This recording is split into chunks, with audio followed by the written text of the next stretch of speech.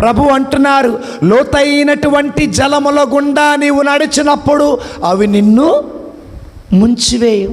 40 రోజులు 40 పగళ్ళు వర్షం పడితే నోవా నీళ్ళల్లో మునిగిపోలా.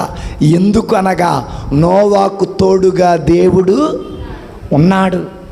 ఐగుప్తు దేశాన్ని వదిలి కానాను దేశానికి వెడుతున్న ఇజ్రాయేలు ప్రజల ఎదుట ఎర్ర సముద్రం ఉంది.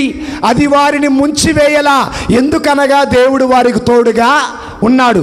వారి వెనకాల వచ్చిన ఐగుప్తు దేశీయులు ఆ సముద్రములో మునిగిపోయారు.